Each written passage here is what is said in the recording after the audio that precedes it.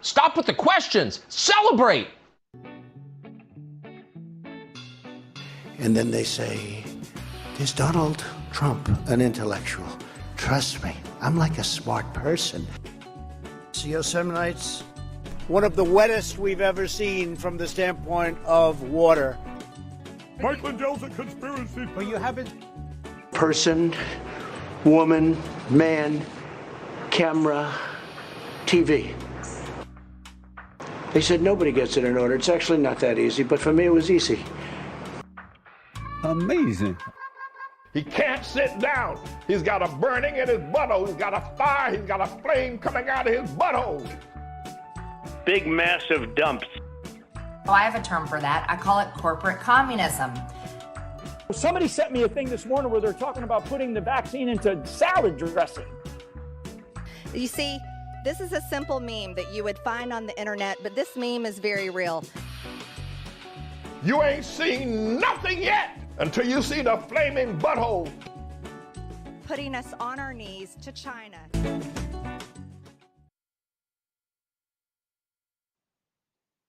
Now witness the firepower of this fully armed and operational battle station. Peachtree dish.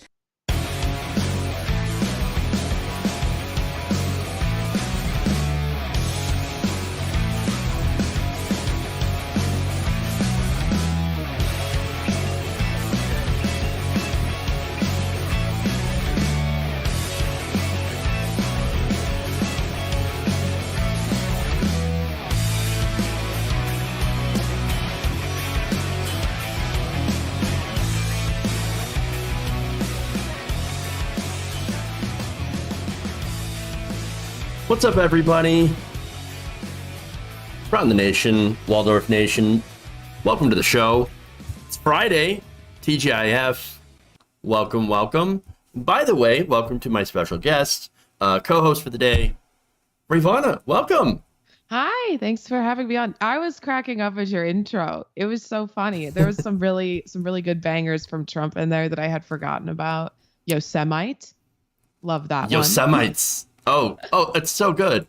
I have I have like the old school soundboard.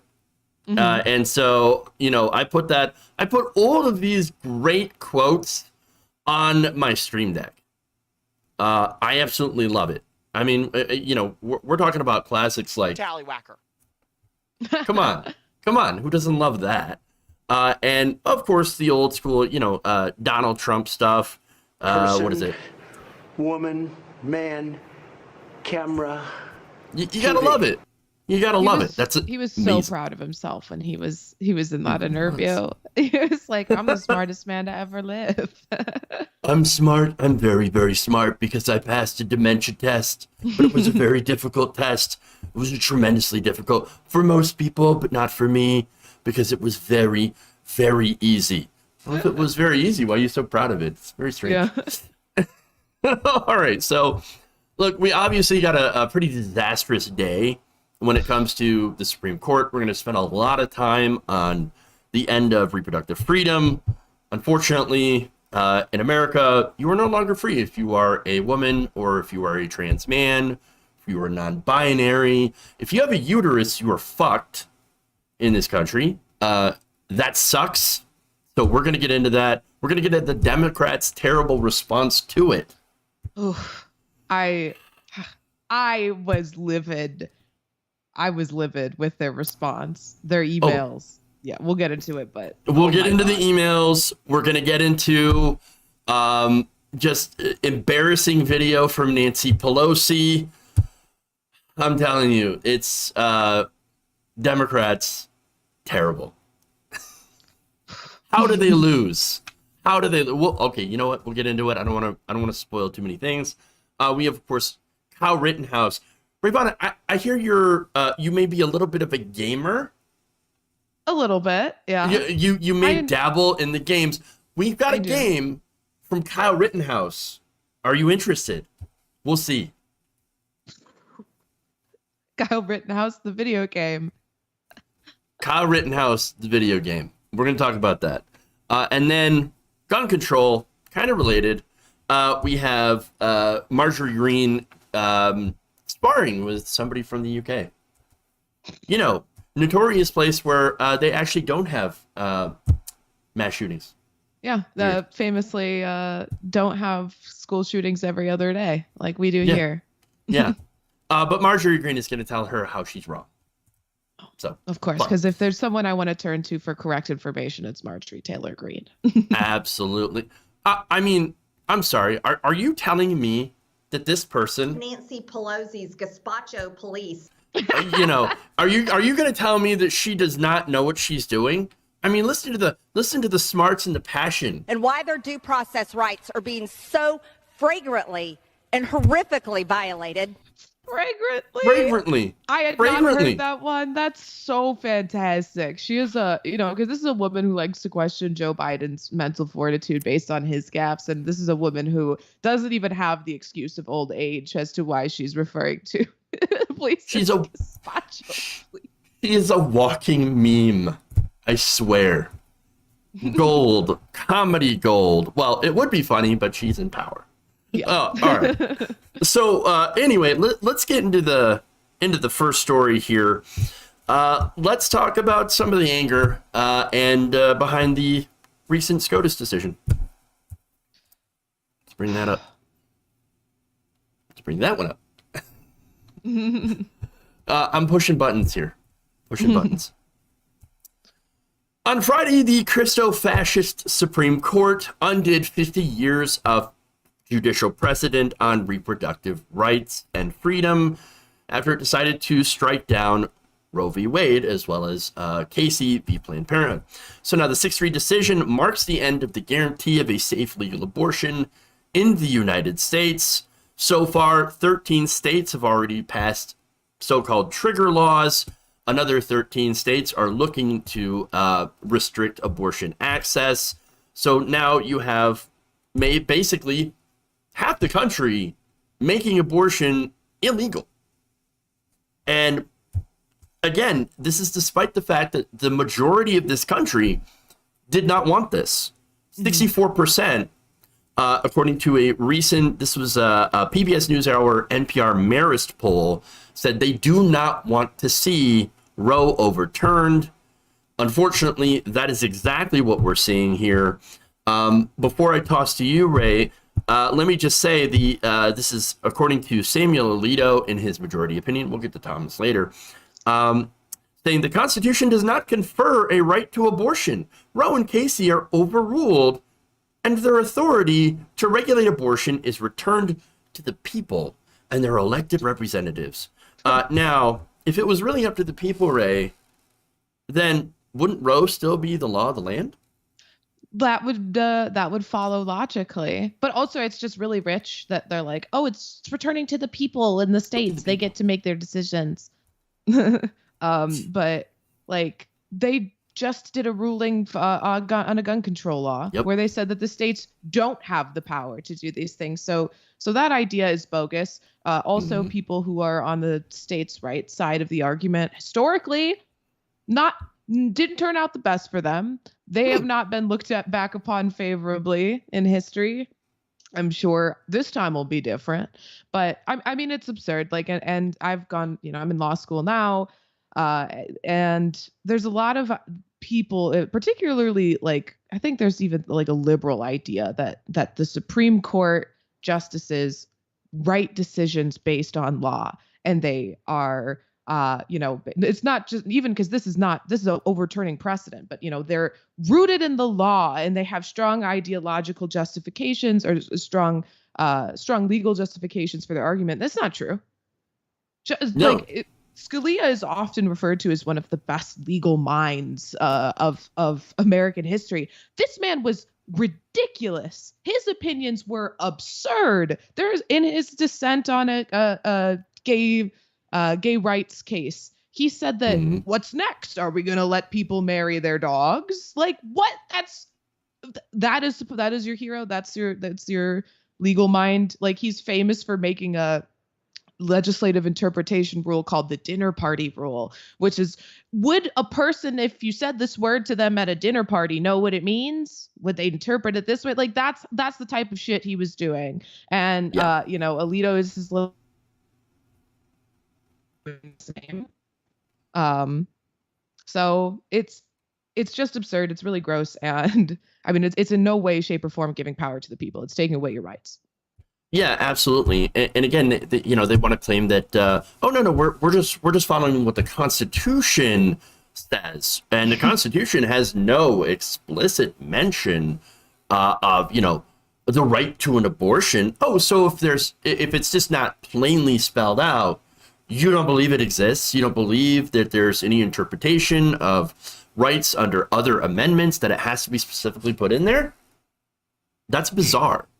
But yeah. It goes back to this weirdo, and maybe you can expand on this a little bit more, this weirdo idea that, the Constitution is not a living document, that the Constitution can't be changed at all, can it be reinterpreted? It has to be 100% original in its meaning. Back in the day, people were slaves, women didn't have the right to vote, and I don't think people showered. Are we really going to listen to people who didn't know how to shower? Yeah, right. These are people who one Doritos Locos taco would kill them. They would shit their pants if they saw an iPhone. And we are, basing our entire judicial system and system of governance off of them. Like, I'm not saying that democracy is a bad thing, or there aren't good tenets of rights in our Constitution. I firmly think that a lot of our Constitution is solid, particularly the First Amendment. A lot of the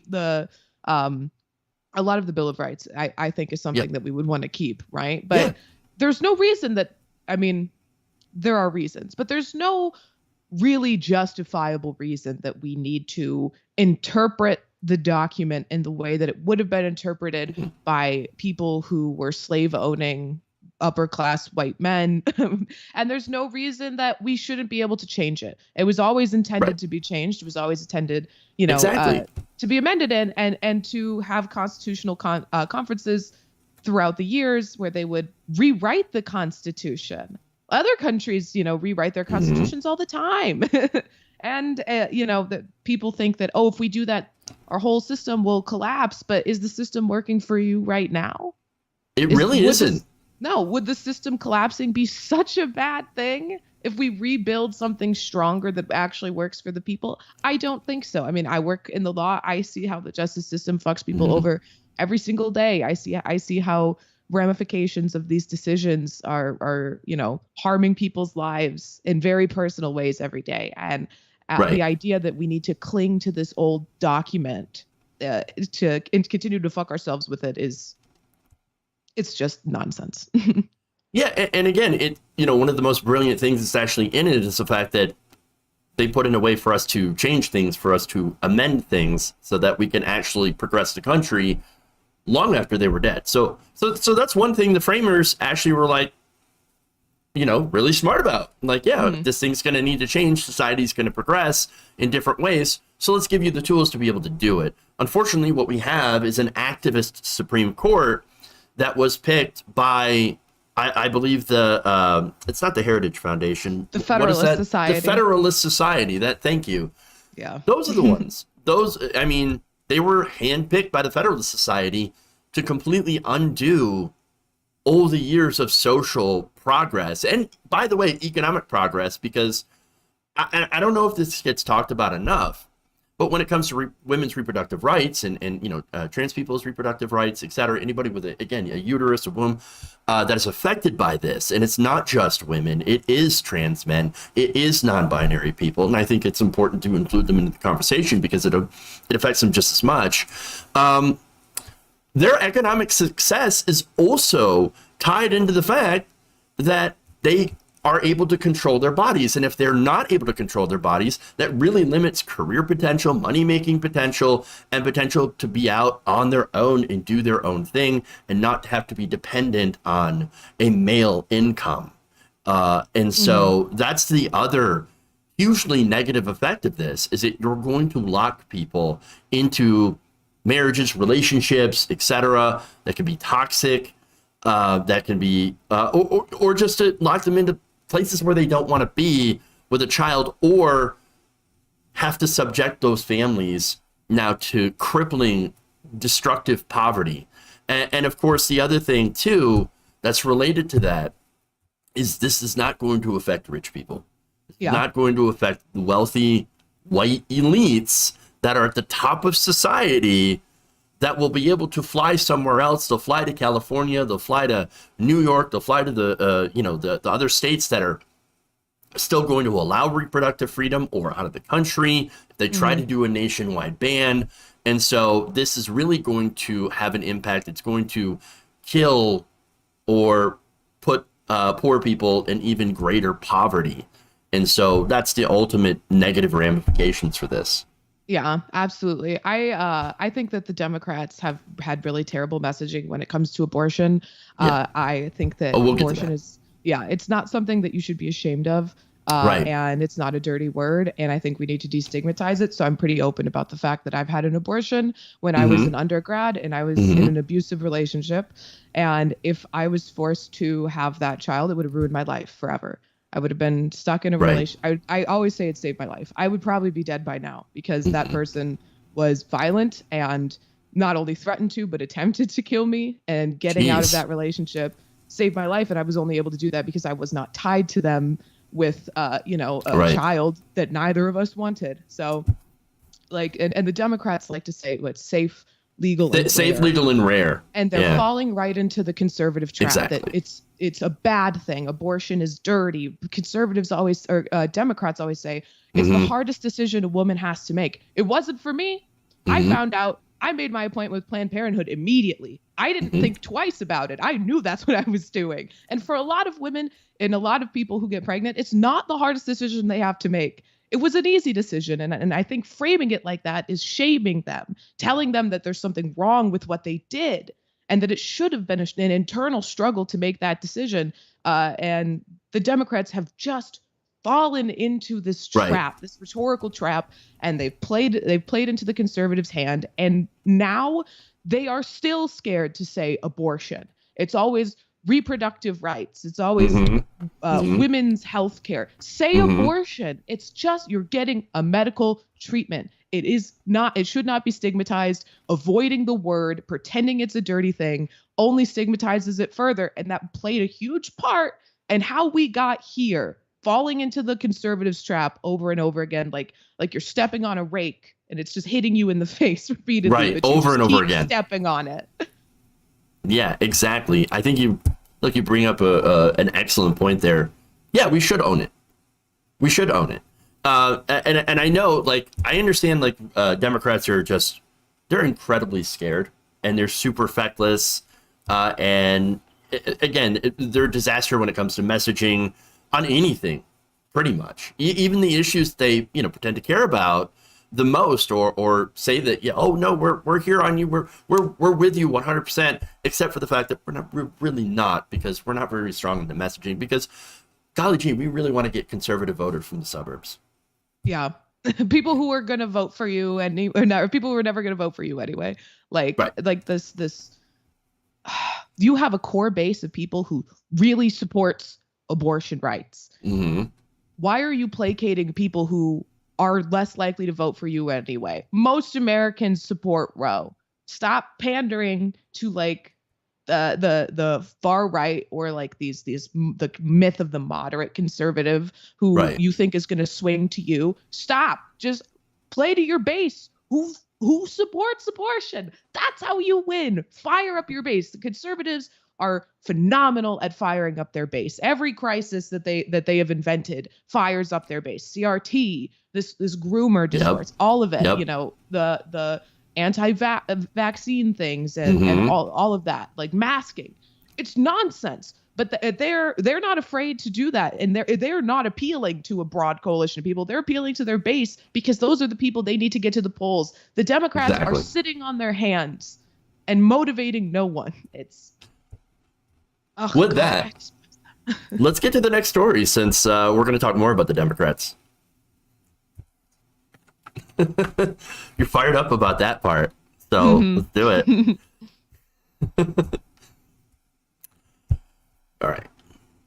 Let me see if I got this. Following today's Supreme Court decision to end reproductive freedom for millions of women, trans men, and anyone with a uterus, the Democratic Party immediately shifted into fundraising mode. That's right. The emails immediately began. Let me show you some examples here.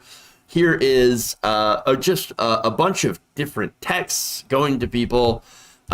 You see, oh, it's so important. We got to act now. We got to defeat the Republicans. We got to beat Republicans. It's very, very important. But the only thing you need to do to beat Republicans is give us money. Give us lots and lots more money. That's the only thing that we need. Oh, by the way, vote harder. We'll get to that. Here's more. You have devastated by Nancy Pelosi. She's devastated. Did you know that? Very, very devastated. There's James Carville. He is so damn angry. No.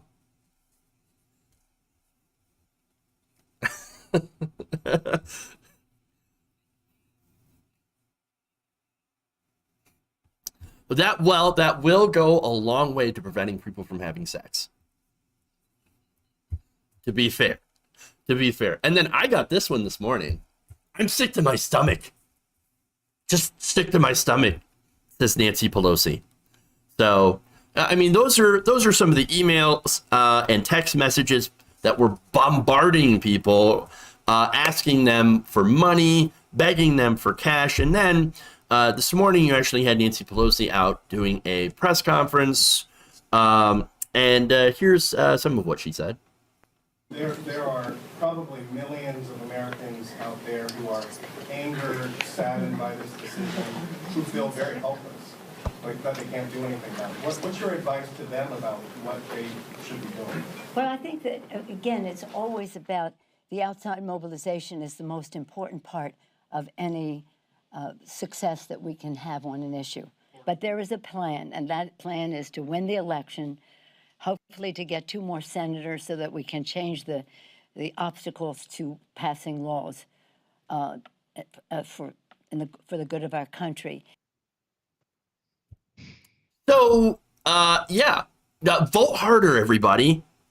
What frustrates me here, I'm going to throw to you in a second, but so much about these establishment dinosaurs. They're not affected by this. Nancy Pelosi isn't affected by this. And they're cynically using all this to raise money, telling people to vote harder as if that's going to, do anything, especially since Democrats already had the House. They already had the Senate. They already have the presidency. They could have codified Roe time and time again, and they did not.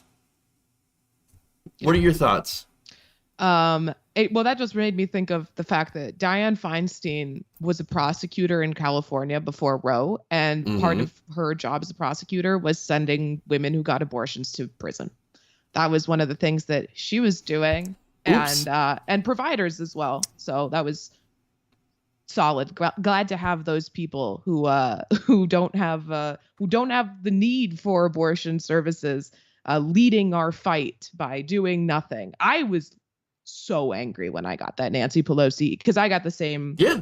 I can't breathe or whatever she said. Oh my God. It was just like, shut the fuck up. Okay. Don't text, don't text, never talk to me again. For the love of God. I voted for all of your candidates. I went out and did it. And you got the Senate and the House and the presidency. And you know what? They still took away our abortion rights. So, yep. And I, like the good vote cuck I am, will continue to go and vote. But I also recognize that the fact that they had this power and still let this happen under their watch, that's not really, and they've done nothing to respond to it. You're not driving people to the polls, right? But if, let's say, Trump won re-election and he was the president now, there could be some sort of an argument, right? They could do you have to vote for Democrats. Look what happened under Trump. They can't do that. Biden is the freaking president. And this still happened. And American education is so horrendous. The civics education in this country are horrendous. A lot of people don't really understand how the government works. And what they do know, though, is that Biden is the president. the Democrats are in power and they're having their rights taken away, and all these, and the economy is failing, and they can't afford gas, and groceries are insanely expensive, and there's supply chain issues, so they can't get some of the things they want, and they're not going to associate that with what limitations the president might have, and the right. And a lot of people don't know about the decades long plan to shape the court system to right. be a theocratic fascist court system. So they're just going to say, well, we voted for you and you didn't help. So why would we vote for you again? It's just, you can't inspire confidence in your party like this. You're doing nothing. You're doing nothing, and it's not going to work. It's not a good strategy. It doesn't make sense. And also, for the love of fucking God, if Obama sends me another email, I will snap. I am just going to lose it. You could have codified Roe. You said you were going to do it, and you didn't. So this is on you too, bitch. I don't want a word from you. Oh, we'll get into that too. So now you said they're not doing anything to help. In fact, they were doing things to not help. The opposite. Going back to the Texas race between Henry Cuellar and Jessica Cisneros, this is primary. You had Nancy Pelosi and James Clyburn and the Democratic establishment all backing Henry Cuellar. Henry Cuellar voted against codifying Roe v. Wade. And by the way, here's Clyburn's response to it. This morning, he said, on the decision, it's a little anticlimactic. I think we all expected this. And I'm hopeful, I have to read the decision to see exactly the intent to which we can move legislatively to respond to it. You look like you want to say something. Go off. That's... I cannot speak. Whatever it is that I want to say is definitely not allowed on any platform you're streaming on. So I will reel it in, but Jesus Christ, you can't. Anticlimactic. Yeah, you're an elderly man. You are not affected by this. You didn't lose your rights. You were never going to need an abortion. Of course, it's anticlimactic for you. Not for the women in your state, though, who will be losing their abortion rights today. Exactly. And so, look, here's the thing, though, that I wanted to point out. There's been a long history of bait and switch. You talked about this before. You talked about how Obama had the chance to codify Roe v. Wade. Clinton also had the chance to codify Roe v. Wade back in 1992, right after Planned Parenthood v. Casey, where, they had the ruling where, yes, they had affirmed the right to an abortion, but also stated that states had leeway to add some limits during the first trimester. The trimester thing is what they made up, basically, in order to, classify when the state can actually go in and regulate abortion. So at the time, Democrats revived something called FOCA, the Freedom of Choice Act, right? That failed in 1993. They couldn't get enough of their party in on it. And so Democratic leaders then just abandoned it and turned to healthcare legislation. So now I'm going to read you a quote here. This is Mary Ziegler from the Florida State University. She studies abortion. She's a law professor. She believed that the Senate probably had a bipartisan majority that supported abortion rights when Roe itself had been decided. However, advocates did not feel the pressing need to pass legislation. And in 1992, Ziegler said, when it starts to take too long, this is again the Clinton effort, you see the Democratic Party essentially saying, well, we're not going to worry about this. We'll get to it later. And again, Obama, he had another chance in 2007 to sign FOCA, and he had promised Planned Parenthood. He said, I'm going to sign it. Afterwards, he said, it's not my highest legislative priority. I have more quotes. I have Joe Manchin. Joe Manchin comes out. Now, Joe Manchin had voted against codifying Roe when he had the chance. Okay? He earlier today said that he had trusted Kavanaugh and Gorsuch when they said that they were going to leave Roe alone. They were going to respect the judicial precedent. And now he's very disappointed. In fact, here's this quote. I trusted Justice Gorsuch and Justice Kavanaugh when they testified under oath that they believed Roe v. Wade was settled legal precedent, and I am alarmed that they chose to reject the stability the ruling has provided for 2 generations of Americans. It has been the law of the land for nearly 50 years and was understood to be settled precedent. As a Catholic, I was raised pro-life and will always consider myself pro-life. But I have come to accept that my definition of pro-life may not be someone else's definition of pro-life. Again, blah, blah, blah, bullshit. And then he added that he would support legislation to codify the right to an abortion, but does not support the procedural changes that would make such a bill viable in the Senate. So, hey, I'd love to do something, but I don't actually want to do something. Sorry, ladies, sucks for you. But, the filibuster, it's just too important. Which is like such a funny argument because no person's main voting issue is protecting the filibuster. Like there is not a single fucking person in West Virginia who is going to the polls and casting a ballot for Joe Manchin to protect the filibuster. No one cares about it. He enjoys the filibuster because it prevents, or it is a nice excuse for him to never do anything. That's the donors. Yep. And it's shameful. And all these politicians are completely shameless, but there is something just despicable about pretending that you believed that they would vote to protect, Roe. You knew damn well when you did that line of questioning that they were not going to vote to protect Roe. Every person knew that. They have an agenda. Like, just miss me with that shit. All of these Democrats can burn in hell. I'm just exhausted with them. There's just I have more video that's even more frustrating. Again, this is from Nancy Pelosi. Again, here's more of that. That some of these justices who came before the Senate said they respected precedent and privacy. They must have a different view of precedent from what their vote was today on Roe v. Wade. Oh, are you saying that they lied? And that yes, of course they lied. Of course they lied. 100%. And finally, I want to show you the coup de grace of weakness in the Democratic response.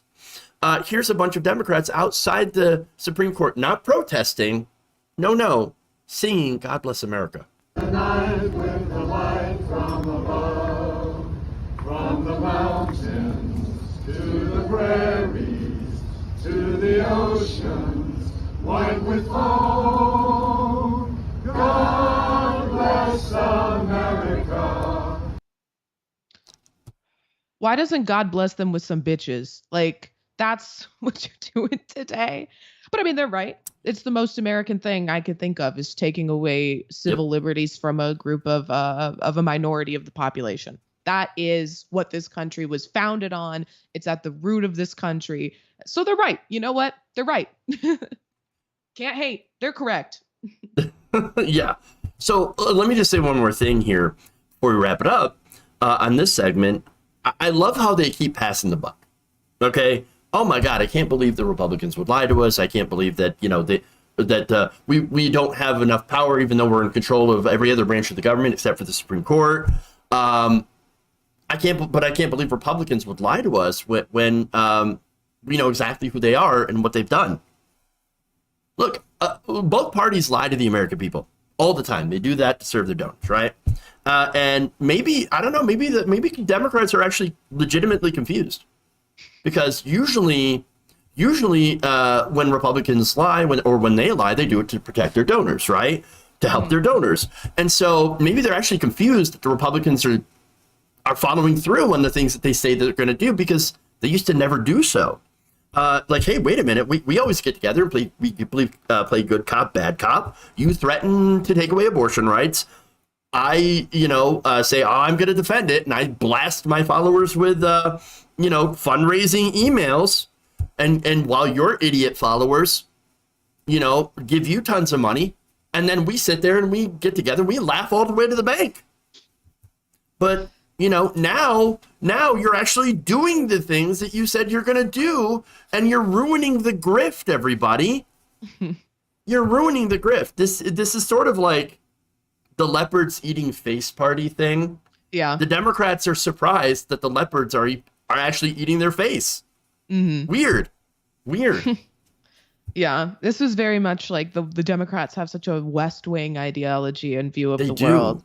It's like, yeah, we can just, that was what Joe Biden ran on. Yeah, I listen, Jack, I'm just going to sit down with Joe Manchin and Mitch McConnell, and we're going to use a Ouija board to get the ghost of Strom Thurmond there, and we're going to work it out, bud. Like, no, you're not. No, you're not. They are going to enact fascist policies and laugh at you while they do it, because you have this distorted view of the world that you think that you can reason with fascists, the fascist party in America. You can't sit down across the table with them and work something out. They are entirely beholden to their donors, something you should know, because you are also entirely beholden to your donors. Exactly. So now look, one last thing. If you want to actually help people, don't give money to the Democrats. Don't do it. You can be a good, as you said, vote cuck, right? It's fine. That's fine. It's not like we have a viable choice in our very broken two-party system anyway. But what you can do, instead of giving money to Democrats, is you can donate to abortion funds.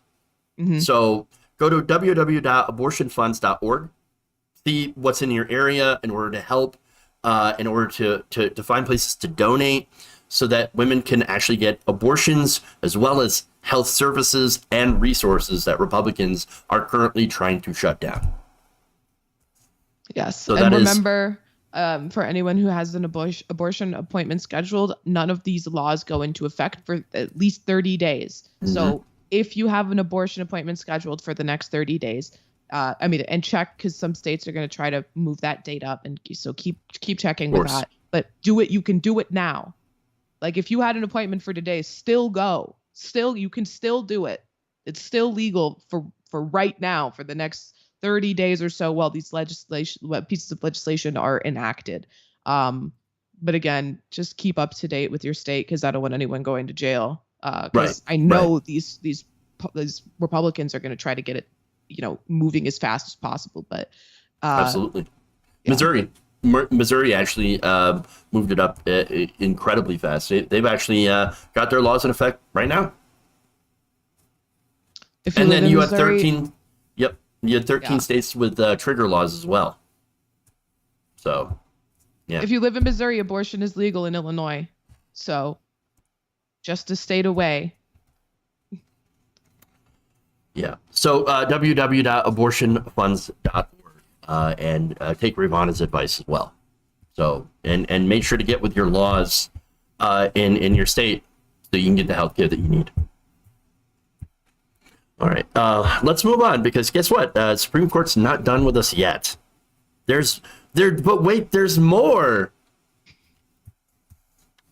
This is like the worst ShamWow commercial I've ever seen.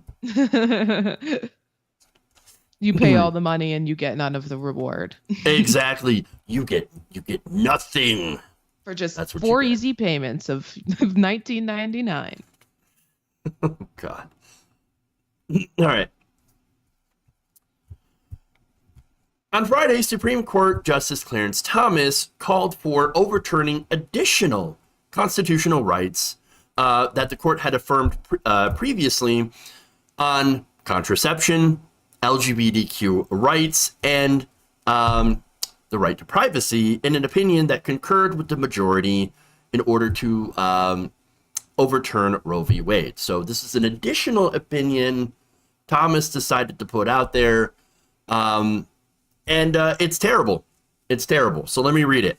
In a separate opinion, Thomas argued that the Constitution's due process clause does not secure a right to an abortion or any other substantive rights, and urged the court to apply that reasoning to other landmark cases. He wrote, in future cases, we should reconsider all of this court's substantive due process precedents, including Griswold, Lawrence, and Obergefell. Because any substantive due process decision is demonstrably erroneous, we have a duty to correct the error established in those precedents. So let me give you a quick overview of what those are. In Griswold, Connecticut, the court ruled in 1965 that married couples have a right to access contraceptives. In 2003, the court said in Lawrence v. Texas that states could not outlaw consensual gay sex.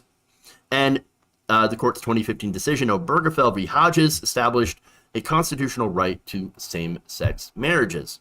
So, yeah, here's Thomas. He's coming for the rest of your rights. He's interested. And so are, again, the rest of the conservatives. We warned you. We knew it was going to happen.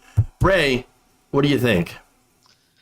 So, yeah, so this was his concurrence. So he agreed with he voted with the majority in the case, but for a different justification. His was that he thinks that substantive due process should not exist. So, this is a pretty good indication of where the court is going to go. Though they did not do so here, they will in the future. And this has been a huge conservative movement. If anyone watched the Ketanji Brown Jackson confirmation hearings, every conservative in the Senate was substantive due process. You may be a terrorist, maybe you're a pedophile. Substantive due process. And while those was insinuating that she was a pedophile and also a terrorist was insane, it was easy to maybe let slip the substantive due process attacks that they were making, because that was a clear indication of where the conservative movement is going as far as the courts go. And, the justices will do whatever the Federalist Society tells them to do. And this is clearly the next move. So that's that. But for anyone who doesn't know, substantive due process also, it started in the Lochner era. You have the right to work freely. You get to choose where you work, right? You still have autonomy over yourself as a worker. The right to free association, to choose who you're friends with. These are all rights based on substantive due process. And eliminating that implicates every single person. It doesn't matter. You don't have to be gay or part of the LGBTQ community or in an interracial marriage. It doesn't matter. This implicates every single individual. This is stripping you of so many freedoms that you enjoy, right? Just being able to choose who you associate with.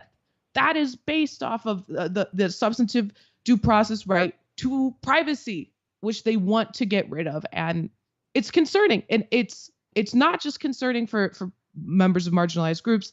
Everyone should care about this, but they know, and it's so insidious, they know that most Americans don't know what substantive due process is, so they won't understand what's happening while it's going on. I mean, I only know what it is because I went to law school, right? and even now, there's still aspects of the law that confuse me quite a bit. But, you shouldn't have to have an advanced degree to be able to interpret what's going on with our courts. There's so little transparency, and it's scary. It's really, really frightening. But this is not the law of the land right now. He was just writing a concurrence. It's not an opinion, but it's imminent. It's imminent. Yeah, and the irony here is this is coming from the so-called pro freedom party, right? We believe in your freedoms so much so that we want to restrict all of your freedoms. Again, this is the party that tried to ban blowjobs, Ken Cuccinelli, if you remember that. Virginia's for lovers, except from that way. We can't do that. Ted Cruz tried to ban having too many sex toys. I think the limit successfully did. The hard limit was 6, wasn't it? Because apparently the 7th one is just too much. Yeah, having seven dildos, then you're too liberated. Too much. It's too much. Okay, we need to back off on that one. All right, that's too much. That's too much fake penis for you. Okay. I mean, the entire thing is ridiculous because they claim to be pro-freedom, but they're really not. It really comes down to freedom for whom? Freedom for corporations, freedom for right-wing extremists. Because, again, those are the people that they're really enabling. We can go back to yesterday's decision when it came to gun laws, okay? Where now the states are not able to even make or enforce their own their own gun laws. And so that gives people who want to stock up on weapons and maybe use those weapons to do crime. It gives them more ability to do that. And even if it doesn't, right, it creates more of an atmosphere of fear. Yes. And exactly. of course that fear goes and it helps these companies, the gun manufacturers and the lobbyists, make more money. And so it really comes down to, protecting the freedom for corporations, big companies, to make more and more money off you being afraid. Yes. And so this is not going to help that situation. Now you've got more people who are even angrier because their rights are being stripped away. And what is that? That's going to mean more weapons, more guns. Yeah. And when it comes to that fear, right, that's also going to increase self-defense justifications. I was sort of harping on this yesterday because someone said, oh, it's just they're not allowed to prevent people from having concealed carry, except for in certain circumstances, like in Illinois, we have some restrictions, but that's not all that does, right? Because so few people had concealed carry permits in New York, there was not as strong an argument that you could make for self-defense in an argument where you killed the other person, because we see that and people argue it successfully all over the country. I was in an argument with someone. I didn't know if they had a gun. They got aggressive with me, so I shot them. There was a case in Missouri just like 2 years ago where they were arguing over how big dogs can be. They were at a bar having a dispute, two men, over how big dogs can be, which is not even really an argument. They can be little, they can be big, they can be very large, like the Kurdish Kangles, or they could be really small, like teacup Chihuahuas. What kind of an argument is that? And then one of them pulled out his gun and shot the other guy. And they ruled that it was justified self-defense because he didn't know if the other person was concealed carrying. So now in New York, you're going to see a huge, like, I hope this is not what happens, but they're going to see a spike of people using that justification because now you really don't know. You don't. Right. That's one of the issues with concealed carry. You don't know if the other person has a gun, and that's supposed to make you feel safer theoretically, but that in actuality is not how it works. Right. You're not safer thinking, oh, that person's not going to pull a gun on me because they think I have a gun. Like, no, it just makes you're jittery. You have trigger fingers now. You're ready to, pull it out at any moment because you don't know. Yeah. Shoot first, ask questions later. Yeah. It's horrifying. And by the way, let me just add in how even more dangerous it is for people that are LGBTQ, because now you're going to have an increase in gay panic defenses, which again are also something that hasn't been outright banned, that people have been successfully been able to use. Oh, well, this person was making unwanted sexual advances towards me, and it happened to be a member of the same sex, or this person was a trans person, and I was very, very scared because everybody keeps telling me that they're pedophiles and groomers and that they're, going to rape people in the bathrooms, and so I had to shoot them. And so that's what all of this leads to. We're living. We're living in I can't even say the wild, wild west, because really in the towns in the Wild West, they actually had more gun laws. Like you had to surrender your arms before you were allowed into the town. It's even worse than that. Yeah. We're just in a place where everybody has guns and they're on edge, and we're going through some very, huge divisions politically, and everybody's broke. And so, and by the way, we have a police force that is not even there to protect us because they won't run into a school. 19 of them will stack outside a door as children are being slaughtered inside. Not even seeing if the door is unlocked. Not even seeing if it's unlocked. And then putting out sob stories about, I tried every key on the ring and I prayed that this would be the key that unlocked the door. And, but yeah, I think there's also been like in this moments like these, I mean, and God, there's so many of them now. People say we're living in under Sharia law, right? Which that I think is one often a racist comparison, but you don't need to compare it to anything else. This is theocratic Christian fascism. Christo-fascism. Homegrown, babe. You don't need to point somewhere overseas. Exactly. No, this is coming from here. We don't even need to. This is Christian fascism, and it's always been here. And now it's louder, and now it's in power, and pointing to the Taliban or whatever overseas.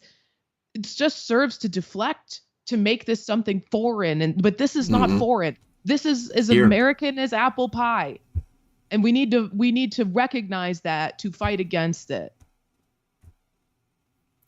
Well, counterpoint. It's not a salami sandwich. It's a viable baby in the womb. What? Nailed it. Nailed it. All right. Why don't we expand on this gun debate, I guess, or not really debate. Let's go to Marjorie Green, and then we're going to do a Kyle Rittenhouse story. So that's going to be a lot of fun. Yeah, I know we've got guns and abortion, so we just need babies in here. Oh no, we already had babies. So guns, babies, and what is it? Oh, it was God, guns, babies. God, guns, and babies. That's right. And all of this is based off of their Christian beliefs. So God, that's boxes checked. Oh yeah. All right.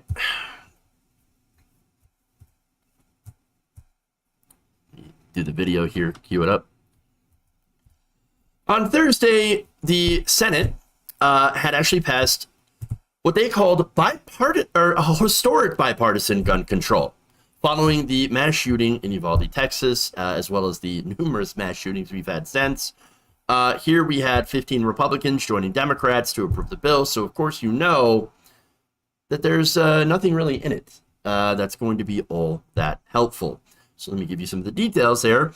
This bill imposes tougher checks on young buyers and encourages states to remove guns from people that are considered a threat, your so-called red flag laws. It also includes background checks for buyers younger than 21, $15 billion in federal funds for mental health programs, and school security upgrades. So we're going to harden the schools, put them in the schools. We're going to harden them. We're going to turn it into a prison. That's what we're going to do. We're going to build a prison. All right. And they also funded states to encourage, but they don't have to, red flag laws. So Texas has already said, we're not going to do that. We're not interested in doing your red flag laws. We're going to put that towards, I don't know, removing doors or stronger doors, whatever the hell Texas wants to do. Door control. Yeah. Door control. We need door control, not gun control. More doors. That's what we need. Man traps that catch you in a net. Like a cartoon. They also are closing the so-called boyfriend loophole by blocking gun sales to those convicted of abusing unmarried intimate partners. That's fine, but what if you've never been caught before? Yeah. So, yeah. As weak as these measures are, by the way, you already have right-wingers that are flipping out. They're losing their minds. I want to show you here video from Marjorie Green fighting with a reporter from the UK. Take a look. Congresswoman Taylor Green, you talked earlier on about this being a sellout to Democrats who want to take away America's guns. Someone else talked about being left unarmed and defenseless. I mean, it sounds very much, maybe this is a British perspective, that you're scaremongering. I mean, no one is talking about taking your guns away or your rights away. I mean, what's wrong with the legislation that proposes millions of dollars in funding for mental health in communities, for stronger background checks and for greater school security? I mean, you're all speaking as if your guns are all about to be taken away from you. I'll tell you right now that yes, they do want to take away our guns. Doesn't this and bill, no, the other part about isn't this bill about mental, protecting schools though? Yeah, protecting schools, of course. But this right here, this bill, which I'm sure you haven't read it, but we've read it, it is definitely all about funding gun control and red flag gun confiscation laws that will lead to taking away guns from people like veterans with PTSD, maybe Trump voters, because Democrats think that Trump voters are some kind of threat here in America. They are. They are. Her confidently saying, I know you haven't read it. Her specifically saying that, like, is just, you didn't read it. You didn't read it. You know you're not even capable of reading most of the words in there. You most certainly did not sit down. You could not read a book that has more than 12 pages and it's got to have a lot of pictures. You weren't reading legislation. They don't even let you write that. Oh, are you saying that this person Peachtree dish is not a genius? Does not know what she's talking about? I don't understand. Tree dish? How could you even ever think that was correct? Where in the universe would that even make sense? Oh, she's so stupid. But you know, she's just trying to prevent everybody from flagrantly violating her rights. That's all. The rights of all gun owners. I mean, the Gazpacho police are coming to take your guns away. They really are. Yep. That's what she thinks. That's what she thinks. But again, getting to the point, you notice how she does. Again, she's called out for fear mongering, and then goes to start fear mongering. Yeah. Like, what if they take it from Trump supporters? Huh? I mean, they're a threat. Yeah. Well, you know what? You're right. Yeah, they actually are a threat. You know, remember the whole January 6th thing where you had a bunch of Trump supporters that went and attacked the Capitol building? Do you remember that whole thing? Did it just, or did it slip your very, very small, short memory? Like, or did it just get kicked out with, you know, everything else, like facts and logic and the ability to tie your own shoes? Yeah. And her talking about veterans with PTSD, like, first of all, unless they've committed a crime, no, they're not going to come up on these red flag laws. But also, veterans with PTSD are not being taken care of by our federal government because of people like Marjorie Taylor Green and because of her party. And they have a very high rate of suicidality, and having a gun massively increases the success of a suicide attempt. So she's also, you know, diminishing the funding for mental health that is in this bill, something that conservatives pretended to give a shit about for 6 seconds after Uvalde when they were trying to make it about anything other than guns. You don't want that veteran with PTSD to, you know, have a successful life, to be able to live in the community and to receive the treatment that they need, despite the fact that this country promised those veterans that they would take care of them when they came, when they got out, and they have failed to live up to that promise. I mean, we deport veterans.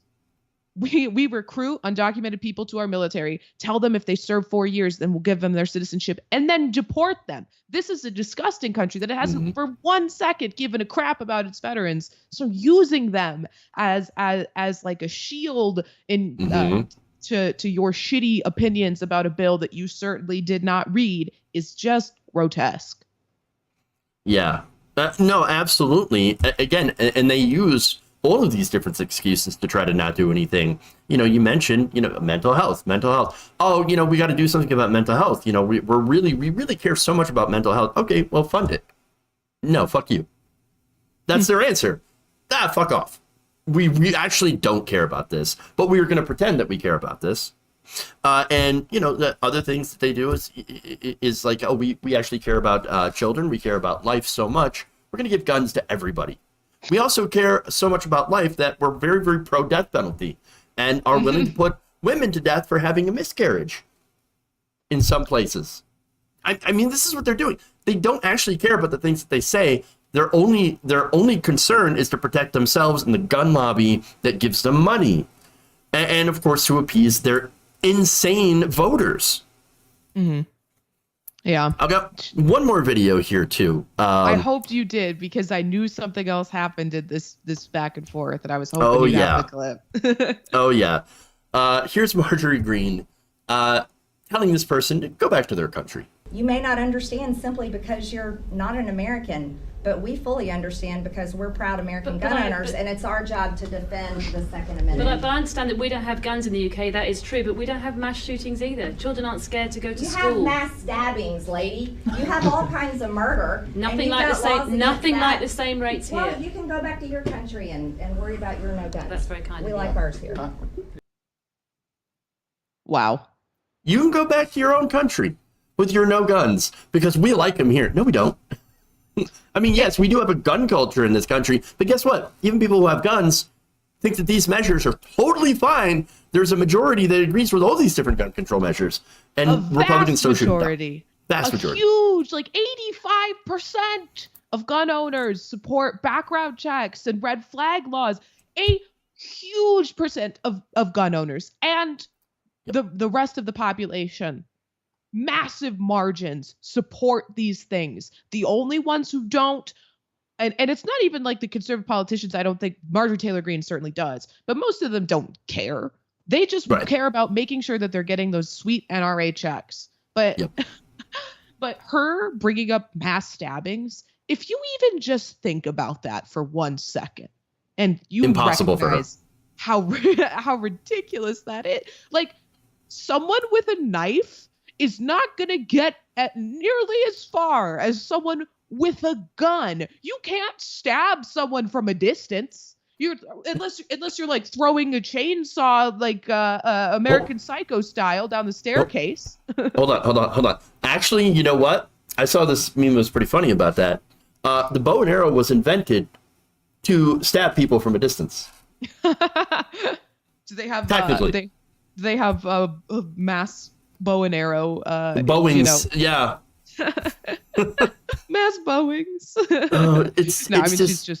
She's a very unserious person, and it's like it's almost funny to watch like how little she has like recognition of her just insane things that she says. She should be embarrassed, but I just don't think she's even capable of comprehending the fact that she is an embarrassing person.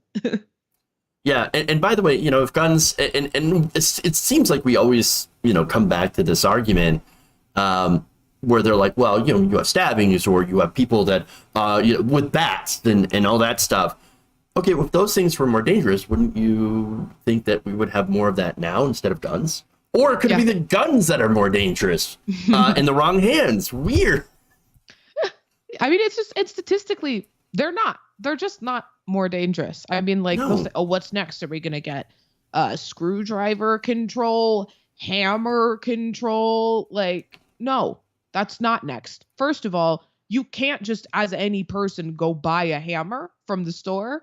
Yeah, I've had my license checked. I've had my ID checked while buying a hammer. I got my ID checked buying fucking sparklers at the grocery store for 4th of July. Okay? Yeah, there is more regulation concerning me buying sparklers than there are for people purchasing guns at gun shows. Like, it's just so frustrating. All of this is frustrating. Children are being mowed down and they don't care. They don't care. And that's it at the end of the day. Anything that actually solves problems, they don't care, and they will invent problems. They will make things up in order to, you know, push their own just incredibly Christo-fascist agenda onto the rest of us. Mm-hmm. All right, let's move on to the last story here. Oh, okay, here we go. You're gonna love this one. Feel like that's not true. Oh boy. You know what? I saved the best for last. Mm-hmm. Kyle Rittenhouse, who was acquitted of homicide after shooting 2 people during a racial justice protest, has a video game where you shoot fake news turkeys. So let me give you some of the details here. His new game, announced on Thursday amid a push for gun legislation in the wake of mass shootings, features fake news turkeys that, again, are labeled fake news and MSDNC In a promotional video posted to Twitter, and yes, I will show this video, so prepare for the cringe, Rittenhouse claims the media is nothing but a bunch of turkeys with nothing better to do than push their lying agenda to destroy innocent people's lives. Rittenhouse is collaborating on the game with Mint Studios, whose CEO, and you can't make this shit up, Mint Chip, that's his name. Oh, Jesus.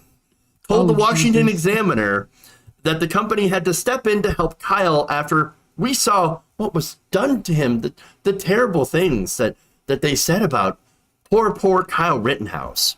So now I'm going to show you this this promotional trailer. Enjoy. Hi, I'm Kyle Rittenhouse. You might know me as the guy who was recently acquitted from all charges in the Kenosha self-defense case. From the very beginning, I did nothing wrong. But that didn't stop the media from smearing my name. It's time to fight back against the fake news machine. This is why I'm launching the Kyle Rittenhouse Fake News Turkey Shoot video game.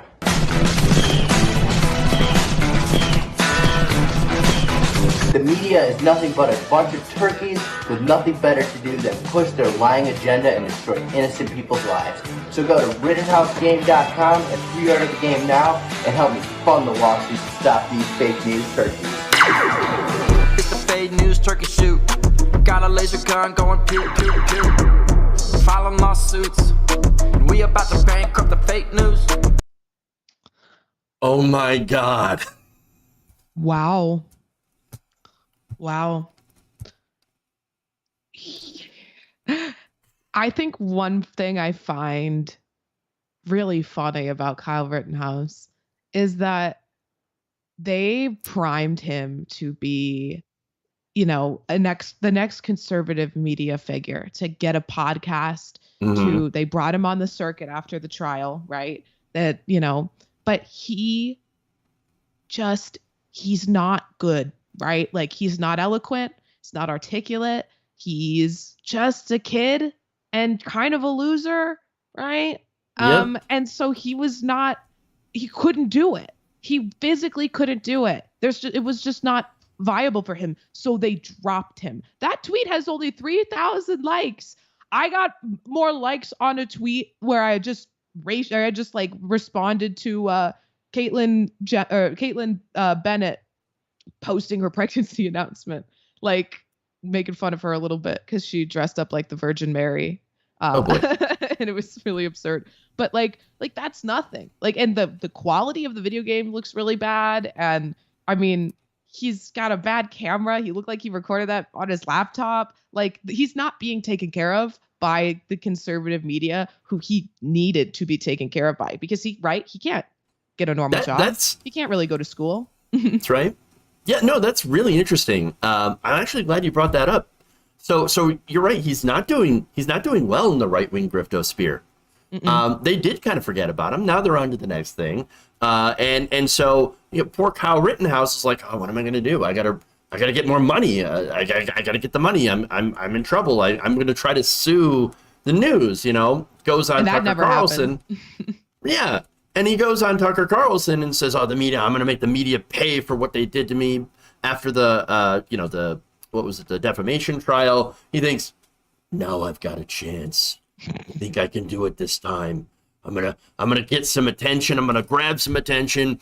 And then I'm going to sell games. Again, the proceeds from the game will go to his legal defense against the fake news, he says. Defense, you're attacking the news. You're suing them. Yeah. He also, has he filed a lawsuit? He hasn't. Not that I know of. And he can't. Like, only an attorney might represent him for a lot of money, but he doesn't have a lot of money. Right? And this video game is not going to make him a lot of money. It's crappy. It looks bad. It's like it looks like it's just not. It looks, yeah. Let me just go in on that, because I am a gamer. You're a gamer, so already, like, my sensibilities on this were offended deeply. This looks like, and not to hate it, but this was back 2009 Newgrounds Flash games. That's what it looks like. That's what it looks like. And great for all the people that got their start on Newgrounds, posting these Flash games. But that was 2009. That was way back in the day. Okay? It's now 2022. That game looks like shit. Yeah, it looks awful. I thought it was going to be like a levels-based game with like better graphics. I was surprised to see how bad it just looks. It's just terrible. bad. By the way, he couldn't even use they wouldn't even put in a real gun. It's a laser gun. Yeah. And really? He holds up a Nerf gun in that video. You shot 3 people. You killed 2 people with a real gun. Everyone knows you have a real gun. Why are you holding up a Nerf gun? Exactly. It's just embarrassing. Like, if he wasn't such a bad person, I might feel bad for him, because he was left behind by the conservative griftosphere. They dropped him because he couldn't give them what they needed, which was an articulate, eloquent, Charlie Kirk-esque person who has a personality that, even for all the wrong reasons, people gravitate to. He's just like a kid that doesn't have a lot going on and is not interesting. And so when he couldn't do what they needed him to do, they forgot about him. And he's financially, from what I understand, pretty bad in the hole. And he was already not coming from a great place to begin with. And he got dicked over by Lynn Wood, right? And there's first series. And then never saw a dime of that fundraising money. And so it's just like, I mean, he's a bad person, so I don't feel bad for him. But it's like embarrassing to watch. No, yeah, it is absolutely embarrassing to watch. And I mean, it is kind of fascinating to kind of have the front row seat of the destruction of this person, and all by himself.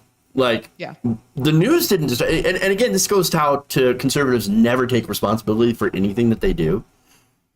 He's blaming everyone else for the destruction of his own life. You killed 2 people and shot a third. You killed 2 people. That's you. Everyone who thinks you're a murderer thinks that because they watched you do it. Okay? The media calling you a murderer did not defame you. This was a public trial that was broadcast to the world. Anyone could have gotten that same information just from watching the trial. And now, even if he ever decided to make a defamation lawsuit, he's profiting off of the media's attacks on him through this game, which massively would undercut any sort of libel or any defamation lawsuit, like, because you profited off of it. So you really didn't suffer damages. But I mean, it's not like he's going to make a lot of money, but he's not going to file a lawsuit either because he has no case. Yeah, and for the people who are going to buy this, the 12 people, it just feels like this is like a game for boomers, Like it's like a Facebook, esque type of game that old people will be like, oh, this is interesting. Let me figure out how to play. Oh, this is really hard. Bitch, try Elden Ring. That's hard. Yeah. No, I mean, fuck him. I wish him the worst, but I wish that I don't have to watch it happen, because I do have like this annoying empathy where I'm like, it's like too you gotta get rid of that. It's too hard to watch someone's like so young have their life ruined, but then I'm like, oh yeah, he ended 2 people's lives, so I don't care. There you go. Well, that's all the stories that I have. So thank you for joining me today. You want to stick around so we'll read some super chats? There's love. Looks like there's some love for you. Oh, so yeah. Absolutely. I mean, I'm supposed to be working right now, but I wasn't doing that anyway. So, and I work sucks anyway. Work sucks. Super chats are good. So we'll read a few. Again, there's some love here, so let me pull those up. Let's see.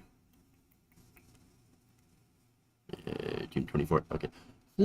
Getting the right date. Michael Norris says, hey Jeff, I heard your rants a few days ago about pay to win, and I largely agree with you. However, gamer to gamer, what is your opinion about character packs and DLC in story-based or RPG games? like Horizon and hi, Ray. Well, since you're a gamer too, why don't you get first crack at that question? I'm sorry. I was banning someone in my chat who just followed me, so I didn't fully hear it. You could go ahead. Basically, he asked, what is your opinion about character packs and DLC in story-based or RPG games like Horizon Zero Dawn or Forbidden West? And this is in context of a rant that I had against pay-to-win games. Because, what was it? Ted Cruz. Yeah. I don't know if you're familiar with that. Okay, so you are. I was just hearing about that before. Yeah. He's like, I like spending money. On video games and getting an advantage. Oh, good. You're doing the thing. You claim to be a gamer, but you do the thing that gamers hate the most, is pay to win. So what do you think about that though? Not really pay to win, but like maybe skins or things like that. Well, I play mostly FIFA, and FIFA is a pay to win game, which is annoying because and I have managed to get around that and not have to I've put together a pretty good team just out of sheer luck and a grind, but it's the grind. Yeah, but people will just pay lots of money and then just buy the best players right off the bat. So you'll be going in with a shit team at the beginning because you have to buy the new game every single year. So you'll be going in with the shit pack of cards that they give you right at the beginning, and you're playing against someone who's got Ronaldo and Mbappe, and there's no chance that you're winning that match. But the skins and sometimes I don't know, I played Apex a lot. Apex is also a pay to win game, and the skins, it's I don't know, if you want, they don't do anything for your in-game ability to win. So I guess I have less of a strong aversion to that as someone who likes playing video games, but as someone who knows that there's a lot of kids out there who play these games, particularly games like Apex, who are going to spend money buying these packs where they might get no real reward from it, or they're going to spend a lot of money doing that. I don't like it. I don't. You paid the game. You should be able to get everything in the game for free, period.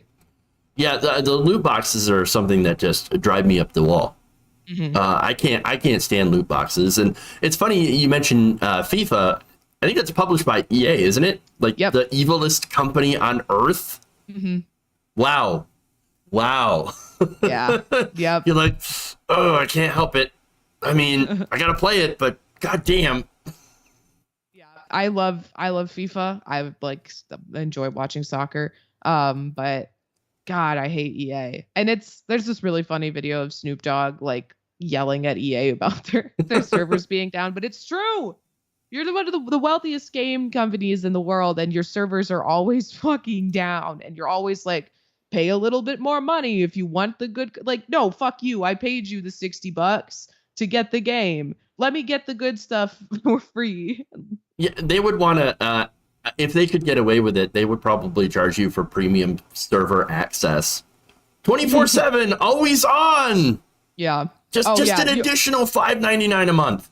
Oh, the server's down? Just pay a little bit more and it's not down for you.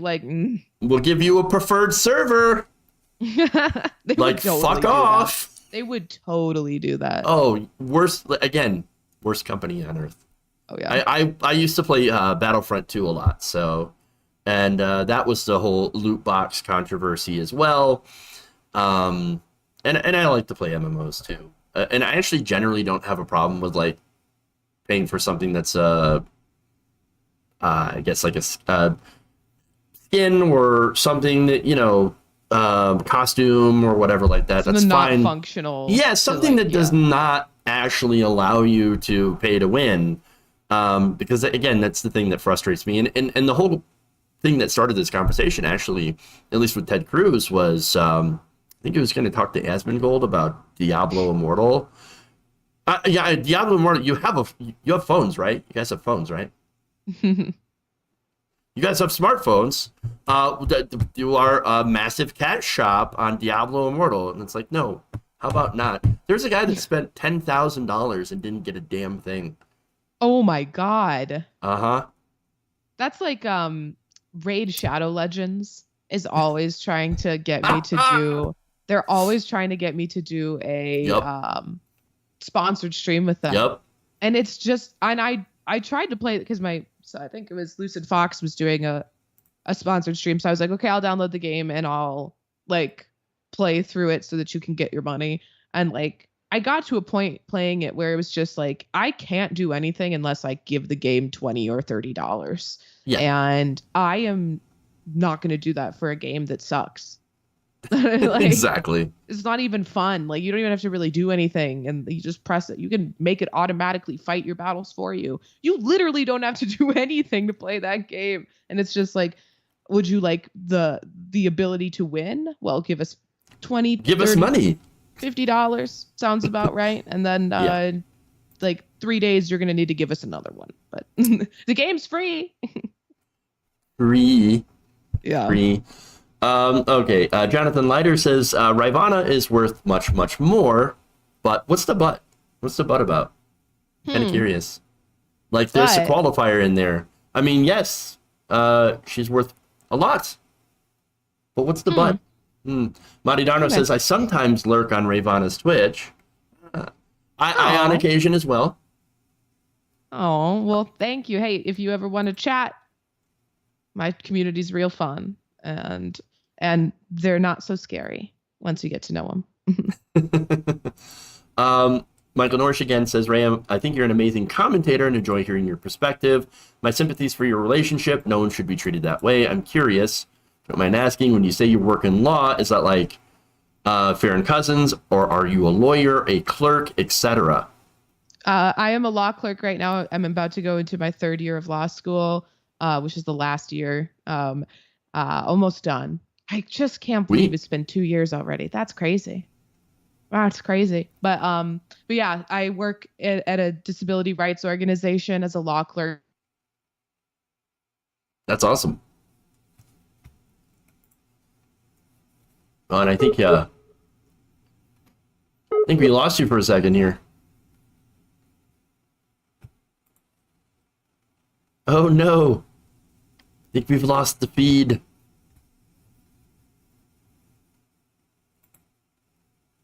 That is awkward.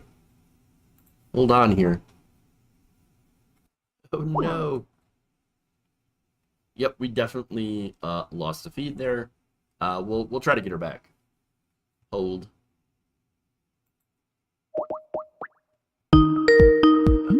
That's so weird. I don't know. It just closed. My Skype just stopped working. we lost you for a second, and now I'm like weird and green again, but on your screen. But that's okay. Yeah. But yeah, I was just saying I'm a law clerk. We do civil rights representation of disabled people who are being discriminated against. Yeah, that's and if you like to do it, that's awesome. I like to do it. I wish it paid more. Yeah, for sure. Let's see. Jonathan Leiter asks if you're back on Twitch, or I'm sorry, Twitter. Sorry, I am back Twitter on ban. Twitter. Yes, I actually the day after we did the show about it, they brought my account back because Jenk was loud enough. So they let me back on. That is one thing I love about Jenk. He is loud. Mm-hmm. I was surprised that I understand I use my Twitter to advertise my Rebel HQ videos and everything. So right. I needed it for work, right? But but I was surprised that he was so angry about it, right? And wanted to take the time during that power panel to have me come on and discuss it, which is really nice because it worked and I got my account back. Oh yeah. Friends in high places. Mm-hmm. Marty Darno says, we come together, talk, and commiserate, but when we part, please know that you matter, you're needed, and that we're indeed collectively stronger. It's a good message. Michael Norris says, I would love to see Dennis Prager versus the Doctor, Rashad Ritchie, Adrian Lawrence, Farron, Sam Cedar, Emma Vigeland, and Rayyvana. It would be like the progressive Avengers assemble before a verbal beatdown that would make conservatives run. Oh, I love that. I just found out that Dennis Prager has written an article about why it's okay to sexually assault your wife. It's called When She Isn't in the Mood, and it's a 2-part thing that he wrote where about justifying men sexually assaulting their wives because he thinks he's owed sex. which, I mean, he's like 3 or 4 times divorced now. So like, I could see why that would be the case. Conservatives posting their L's. And that, as well as red flags. Yeah. Big, gigantic red flags. The biggest red flags. Tremendous red flags. And then finally, I don't know what's worse, how terrible the game looks for Rittenhouse or how terrible he is at it. Space Invaders and Centipede were better, and they were arcade. There you go. Is there anything, let's see, going over here on Twitch? Yes, Tempo Dan 918, thank you for subbing for month tier 1. Appreciate that. 18 months. Love it. Jeff's soundboard is undefeated. Look at that. Undefeated. No. Of course, there's some of my favorite, you know. Sexual anarchy. That's a good one. I do love that. And then, of course, there's... Disappointed! That is Kevin Sorbo. I couldn't hear it, actually. Oh, no. Oh, that's right, because you got... Yeah. Yeah. I was like, I'm just going to smile and like... At first, I was like, oh, this is just there's no talking. I don't know. Oh, okay. And then, you know, there's Obama as well. That's great. I love Obama. I think one time Biden called Barack Obama Barack America or America or something. It was so silly. I love Joe Biden. He's the worst. Come on, Jack. Also, just endless content. You the dog face pony soldiers over here. That was a classic for sure. Definite classic. Let's see. Let's go to one more here. 2-1-10-51 says, here are my Prime Bucks. Thanks for your intellect and nuance. We need more of it. Awesome. All right. So if you can stay a couple minutes afterwards, talk about getting you on the show again. Or yeah, maybe you invite me to your stream. That'd be cool. For sure. For everybody, we should probably do a raid. But before we do, where can everybody find you? They can find me at Rayyvana TTV on Twitter. You can find my Twitch channel is just Rayyvana. YouTube, I almost never post there, but I promise I'm going to upload my podcast there now soon. And Rayyvana on Instagram as well. Just Rayyvana on everything except for Twitter. I had to have the TTV because some woman has been sitting on the at Rayyvana handle since 2010 and she hasn't tweeted since then. So isn't that great? I love it. I'm so happy that I can't have my handle because this is an active account. All right. So for Twitch, we're gonna do a raid. Wouldn't it be funny if I raided into you? Let's see. We'll do a raid into TYT.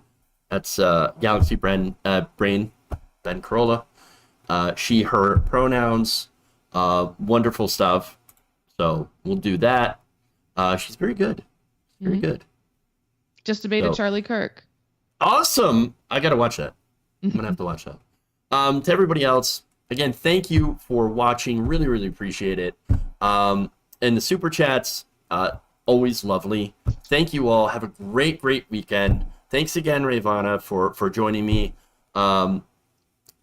It was awesome. It was a lot of fun. To everybody, thank you all. Love you. And remember, change begins with you. Good night, everybody.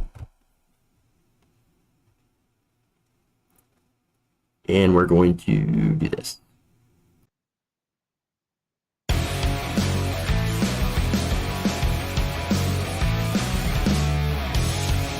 They say, that's amazing.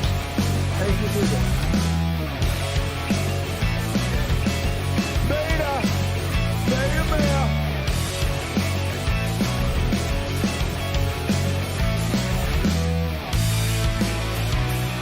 I'm a fatty fat stove.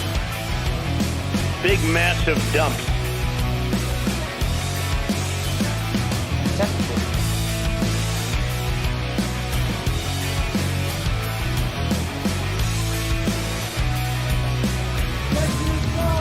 God bless you. They're kicking me out the door. They're kicking me out the door.